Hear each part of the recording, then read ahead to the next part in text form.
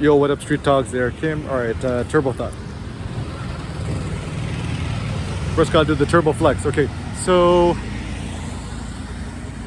this one is on the importance of being farsighted. So,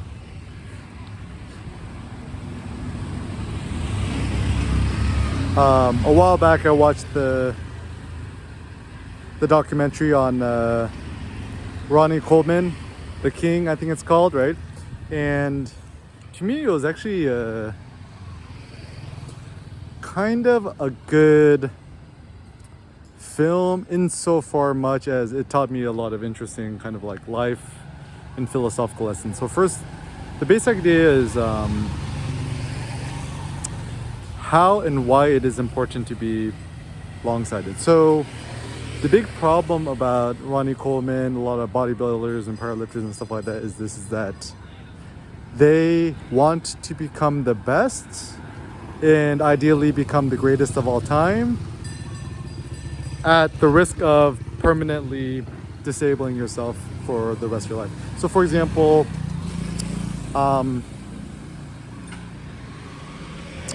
Ronnie Coleman, in terms of his physical size and mass and his record for winning the Mr. Olympias, whatever, is certainly the best.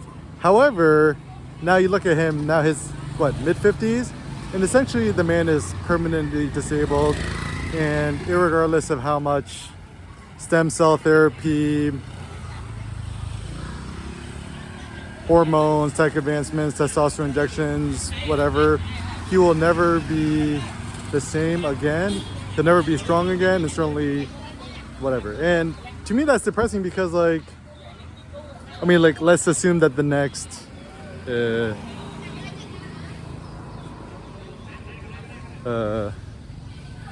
let's assume the average human will live to be let's say 100 years old, right?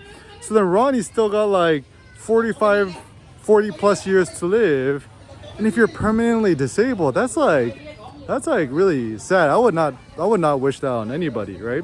And so then there's lots of problems here, right? So first and foremost, competition then I think is a bad thing, because competition encourages people to quote cheat or to do unnatural things to their bodies, take weird injections, hormones, oral supplements, whatever, which might end up causing them to become stunted, disabled, or in a very bad situation for the rest of their lives, right? And there's even this younger famous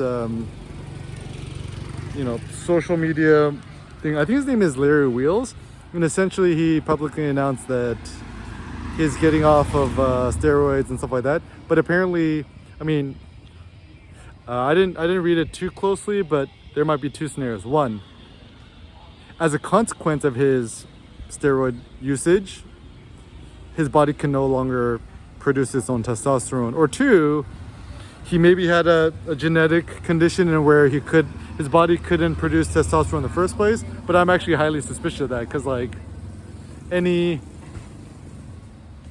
any boy kid who's gone through infanthood until 18 years old or 21 years old, right?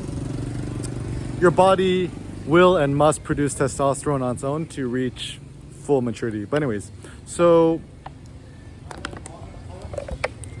I think that's actually super sad. It's even if you're super duper swole and strong or whatever, your body can no longer produce its own testosterone. That's just really sad and depressing. And I'm and if you think about just the human physiology and mood, I'm sure that also causes one to become very depressed. And I do not wish depression or sadness on anyone. Physiological strength and happiness is very important. So then it's really important for us to be very, very far-sighted, because let's assume we're all going to live to be 120 years old. To me, physical strength is probably the most essential thing. Would you want to be a trillionaire but to be 500 pounds and 40% body fat and so physically incapacitated that you can't walk without the aid of a hover machine, right? Like the people in Wall-E? Or would you rather be poor but like super swollen, buff, and in great physical shape and happy? So, right? And then like there's all these older guys, and then I'm not 100% sure, but somebody told me that like Joe Rogan, he's like 50s, something like that. That he does, he takes testosterone injections or oral injections or something. I don't know. I might be getting the facts wrong, but even assume let's say you're, a middle. I'm not even gonna cast judgment, right? Like, let's say you're in your 40s, your 50s, your 60s, or your 70s or 80s. I think the idea of taking like testosterone replacement therapy or any of these things, I think it's also not a good idea, but then because your body will not be able to naturally produce testosterone on your own, and you become dependent on it, and ultimately you'll be at a disadvantage compared to somebody who doesn't do it, right? Because like it kind of makes sense, right? It's like there's like a physiological calculus to it. Is if you inject testosterone to your body externally, your balls, essentially your testes, right? Testes comes from testosterone. Your testes no longer have a need or a motivation to produce its own testosterone, and therefore I'm sure that's going to kill your sex drive, which is quite sad, and just kill your life motivation. And also the reason why I'm pretty, anti or very suspicious now of these like workout powders, like these pre-workout, like I mean it's essentially just like powdered caffeine, and certainly drinking too much coffee is not good either too, but if you need to take a shitload of caffeine before lifting, in the long run I also feel like that's not quite sustainable as well. So I think it is good for us to be kind of more long-sighted in order to think more long-term, right? Because I think longevity is key, especially if you want to be a buff grandpa deadlifting 700 pounds, right? That's my goal. Anyways, and how and why is longevity not really a concept? I think it's probably like American media and stuff like that, where you see the overnight transformations, you don't see the long term. And then if you had to watch a documentary that was like, 50 hours long, nobody would probably watch it because it's too boring, right? It's better that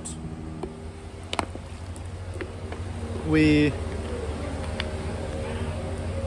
have we kind of want the quick, easily digestible things, right? So you're not going to watch a 10-hour long documentary on nothing, right?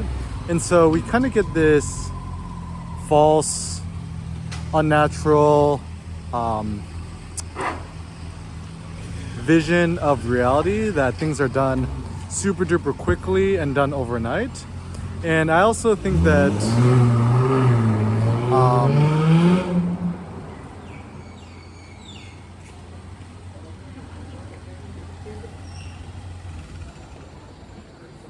it's better to have slow, indefinite gains than overnight success.